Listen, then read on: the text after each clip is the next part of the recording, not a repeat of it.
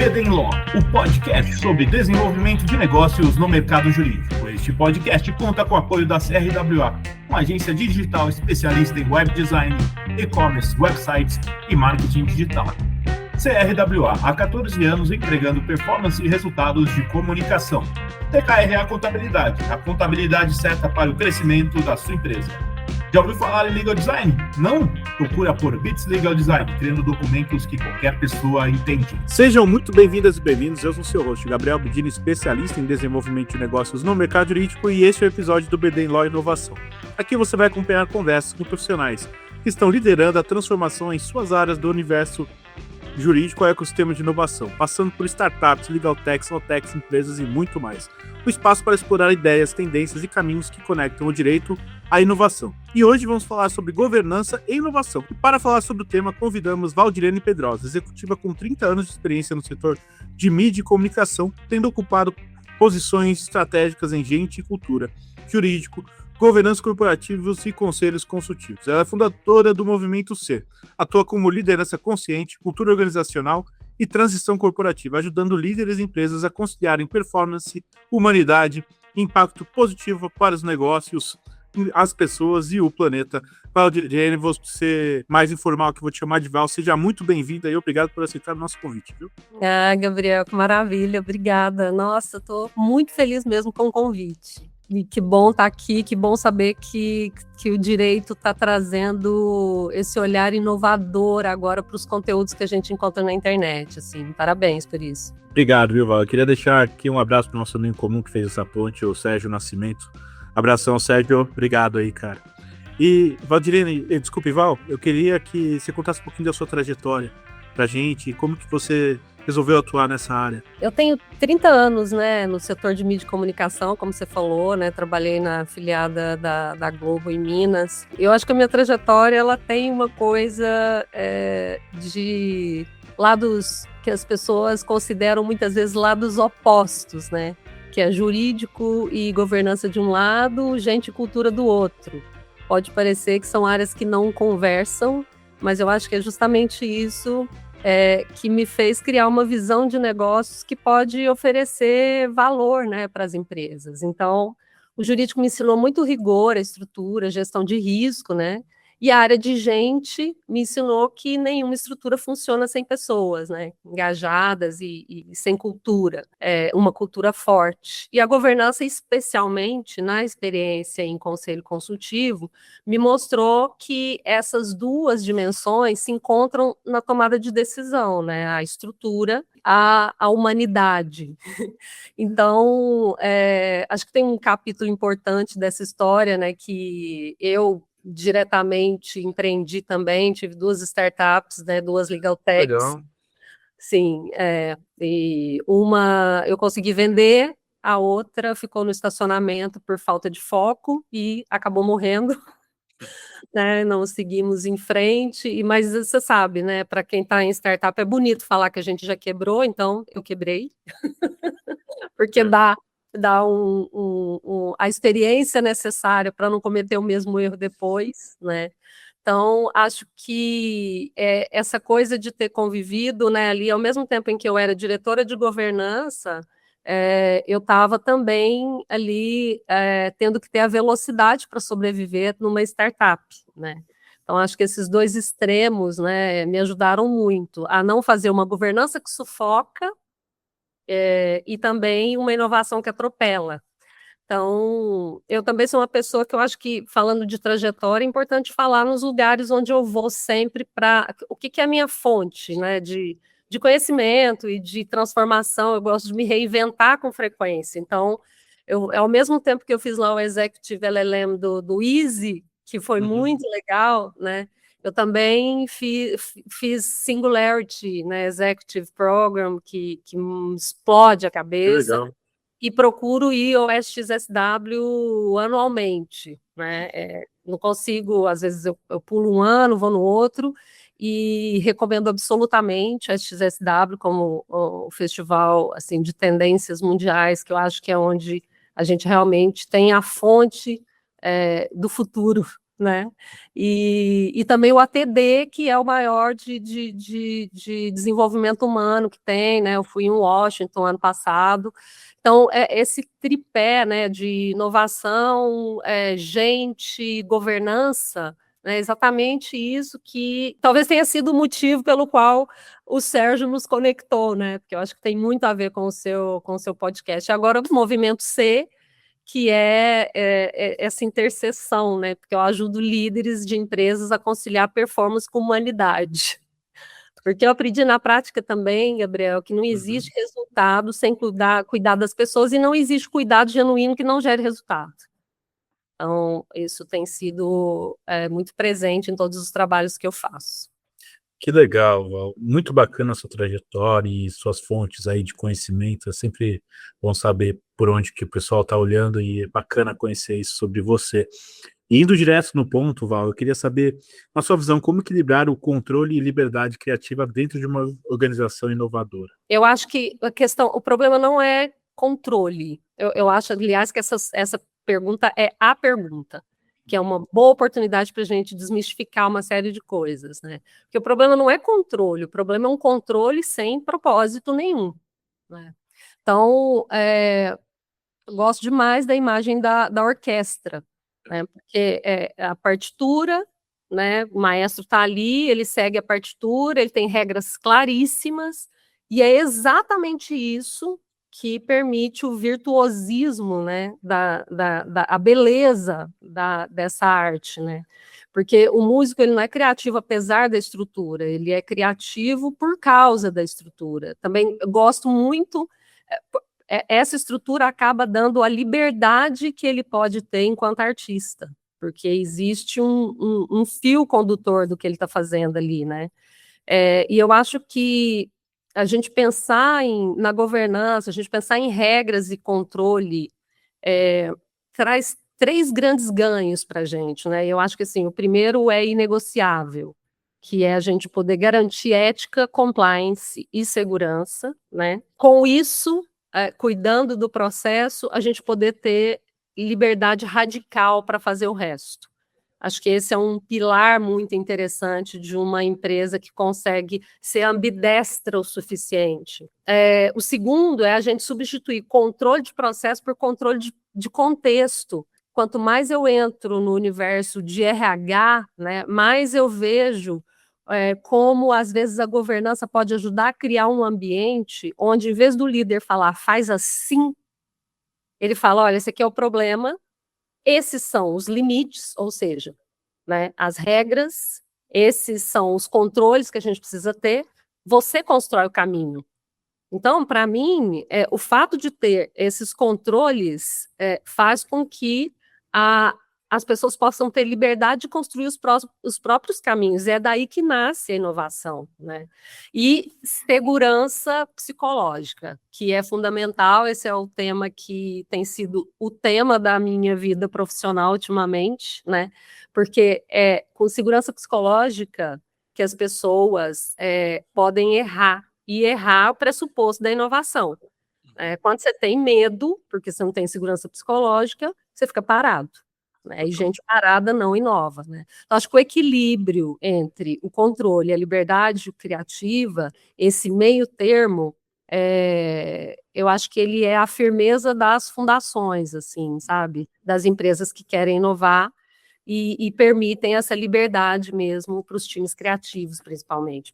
Eu acho que não existe todo time, né? Ele é criativo em alguma medida. Total, Val, muito bacana isso. E eu queria saber, na sua visão, como que a gente consegue medir o sucesso da iniciativa de inovação dentro de uma estrutura de governança? Nossa, Gabriel, assim, isso é muito fruto da minha experiência mesmo dentro das organizações, né, sendo C-level e fazendo parte do conselho. E é uma pergunta muito importante que você está fazendo. Por quê? Porque o que a gente mais vê é querer medir iniciativas de inovação com a mesma régua da operação. E isso é simplesmente a chave para matar a inovação dentro das empresas. Né? Mais ou menos assim, eu vou colocar R$10 em inovação hoje e eu quero faturar 20 amanhã. Eu vou pegar o mesmo indicador que eu uso para a operação de uma empresa madura e usá-la para medir inovação. Acabou.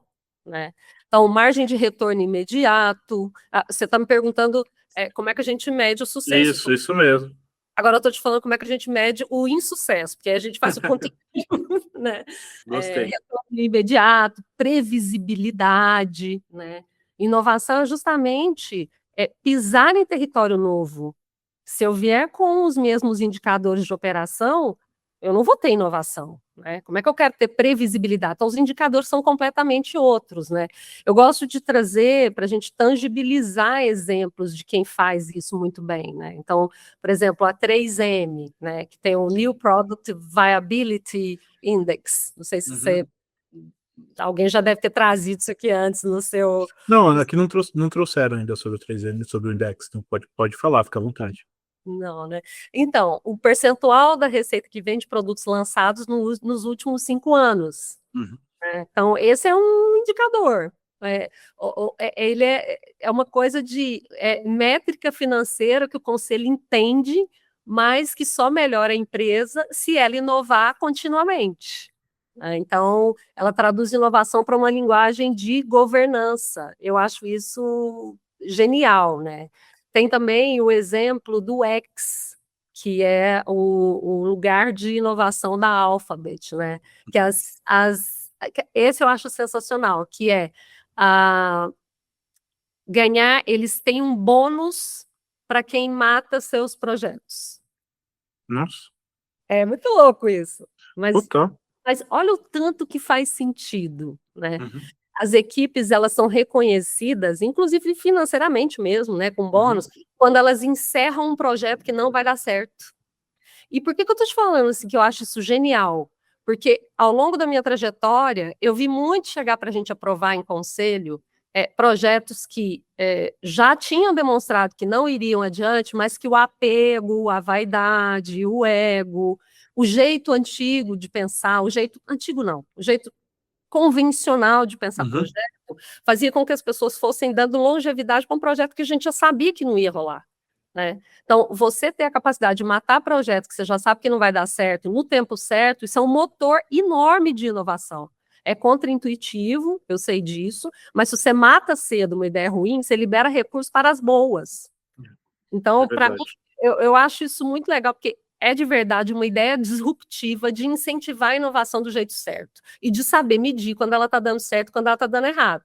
Né? Então, errar barato e errar rápido. Aquilo que a gente sabe que é fundamental para uma empresa inovadora. Então, assim, tem uma série de exemplos bons no Brasil. Tem Luiza Labs, né, que fez a transformação digital e assim, entendeu que ela só acontece quando tem patrocínio do conselho. Então, Gabriel, um jeito de saber também se a gente está, se as iniciativas quase como se fosse assim, um antídoto, né, contra o bloqueio da inovação dentro das organizações, é ter um conselho com influência digital, um conselho com influência, né, nos assuntos de inovação. Né? Então, assim, acho que os casos todos que eu falei, eles têm em comum esse aprendizado, né,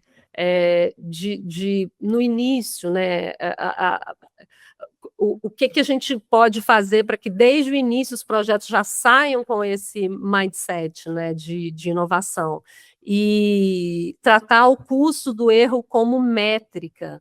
O erro para o processo criativo, ele tem que ser uma métrica e que precisa ser, realmente, ele precisa ser medido, né? Se os fracassos da empresa são caros, lentos e traumáticos, o problema não é a criatividade do time, é o desenho da governança. Porque tudo que a gente está falando aqui, se não tiver uma governança prévia, não vai acontecer. Vai chegar no conselho, cada um com a sua experiência, a sua expertise, e muitas vezes vão ficar ali 1 ano perdendo dinheiro e tempo com um projeto que não devia nem ter nascido, talvez.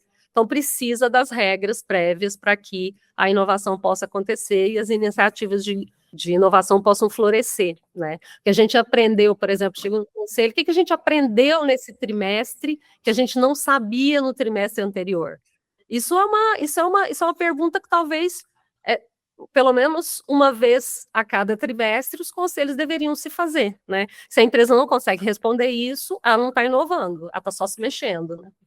É verdade. Nossa, muito bacana isso. Eu gostei dessa ideia de ter o fracasso como forma de medida também. Adorei. de verdade.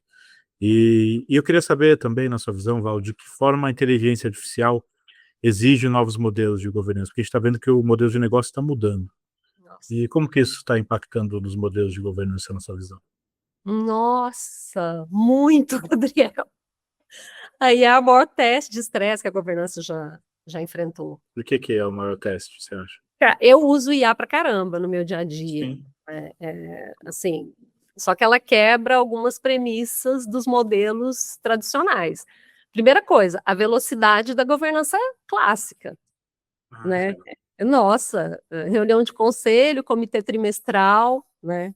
Então, a IA vai esperar chegar o trimestre que vem, né?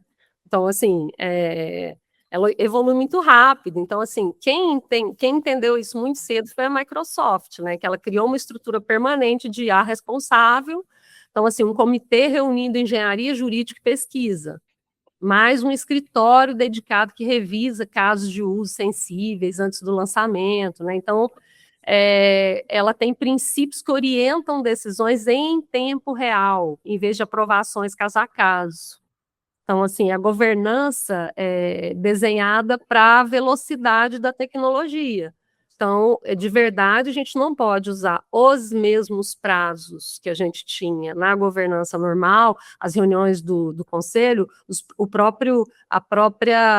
é, a própria metodologia, né, dos comitês que fazem parte dos conselhos, o próprio tempo de decisão, o tempo de se reunir, os rituais da governança precisam ser mudados em função da velocidade da IA, né? Então, acho que o ponto que amarra isso que a IA transforma a governança de governança de tecnologia em governança de cultura. Porque quando você muda os rituais, você muda comportamentos, está mudando a cultura, né, da empresa, porque a IA está na mão de todo mundo, né, Gabriel? Então, ela não é mais um sistema que a TI controla, né? Então, não basta a gente ter uma política escrita, que a governança tradicional tem isso como um ponto forte, né? Assim, não basta ter a política escrita, é preciso formar critério, letramento de IA para o conselho, né? Obviamente para o board, obviamente para o C-level, N1, N2, né? Toda a governança da empresa precisa ter o letramento de IA. Discussão ética aberta, né? Acho que isso também é uma coisa que claro que quando a gente pensa em governança, a gente pensa em ética, mas hoje a discussão ética do que a IA, como é que a IA vai ser uma representante da instituição que nós somos, né? Já que a gente provavelmente vai colocar agente nosso para conversar com o agente do cliente. Então, a discussão ética, ela precisa muito ser uma discussão muito aberta dentro da empresa. O espaço para as pessoas trazerem dúvidas sem medo, Gabriel, assim, eu tenho sido uma embaixadora da doutora Amy Edmondson aqui no Brasil, junto com outros profissionais, né? Que é a ideia de mostrar por que o Google fez o projeto Aristóteles, né? Porque acho que isso dá um outro podcast, né? O Aristóteles é o projeto onde o Google descobriu qual é o padrão das equipes de alta performance, sendo que o principal deles é a segurança psicológica, né? Então, por que eu estou falando isso, né? O fato da gente ter fazer da governança um instrumento de permitir que as pessoas tragam suas dúvidas sem medo. Então, Legal. a governança pode estabelecer as regras para tratamento de erro dentro da organização, né? Então, acho que isso também é um desafio. E o que tem a ver com o IA? Hoje, mais do que nunca, eu acho que a empresa tem que ter o orçamento para usar IA, para a galera queimar token do tanto que precisa ser queimado, ao mesmo tempo que a gente tem na governança regras que permitem dar segurança para o time ir tranquilo, ter liberdade para criar, ter liberdade para errar, né? Quanto mais tecnologia, mais humanidade. Então, acho que esse é um ponto que está como pano de fundo em toda essa conversa, né? E o diferencial competitivo na era da IA não está na própria máquina, está no julgamento que governa. E a gente sabe que o julgamento e o discernimento, acho que ao longo do tempo, né, foi as diversas formas de julgar e de discernir que fizeram com que a gente tivesse que criar, por exemplo, o código de ética, né, para que a gente pudesse alinhar tudo isso, e agora com o IA nem se fala, né, porque as pessoas estão entrando no aprofundamento de vieses, muitas vezes, né, ouvindo ali da IA a confirmação dos seus pontos de vista o tempo todo. Aí você imagina a quantidade de questões e até de polarização que a gente pode criar dentro das organizações. Então, acho que isso entra para o escopo da governança nessa era de IA também. Gabriel, falei demais, desculpa. Imagina que isso, eu adorei, assim, muito bacana todos os pontos que você trouxe, e assim, muito bom poder aprender com você, trouxe vários pontos bacanas aqui, que assim, me fez pensar assim, de outros pontos para observar, gostei mesmo, e eu queria agradecer a sua presença aqui no BD Lawyer por ter compartilhado a sua experiência com a gente, queria saber se você tem um contato para deixar, para o pessoal que quiser conversar com você, aprender mais sobre o tema, o espaço é seu. E feliz aniversário, né, o dia que a gente está gravando hoje é dia 16 de julho, esse episódio vai ao ar em agosto, mas e hoje é aniversário aqui da Val, parabéns, viu? Obrigada, Gabriel. Os podcasts foram um presente de aniversário, porque poder falar né, desses assuntos que eu amo tanto, né? Dá para perceber, eu acho, né? Porque eu começo e não quero nem parar. Ah, uma delícia. Foi uma conversa deliciosa mesmo, sabe? Eu acho que o BD em Law está fazendo um trabalho muito importante. Te falei que eu estava vendo os episódios, então conectar o universo jurídico com a inovação, acho que é fundamental para essa indústria, né? Para esse setor, para esse mundo, né, que é o mundo jurídico. Então, quem quiser continuar essa conversa comigo, vai ser um prazer imenso. Eu gosto muito do Instagram, né, não tenho tantos seguidores, pois eu tenho uma audiência bem qualificada, a gente faz uma conversa bem legal no Instagram. Meu Instagram é _Val_Pedrosa, né, e também no LinkedIn. Eu estou postando um pouco mais no LinkedIn, eu acho que dá para entender bem ali quem eu sou. E lá é Valdirene Félix Pedrosa, acho que é o melhor jeito de me encontrar no LinkedIn. Gabriel, eu queria te agradecer, e parabéns pelo podcast que está incrível. Muito obrigado, Val. Pessoal, a gente vai ficando por aqui, não deixe de nos seguir nas redes sociais, estamos lá no Instagram, @BDinLaw, no meu LinkedIn, Gabriel Bedini, onde vocês vão encontrar conteúdo sobre desenvolvimento de negócios e mercado jurídico. Este é o BD Law, podcast sobre desenvolvimento de negócios no mercado jurídico. Nos vemos no próximo episódio e até lá.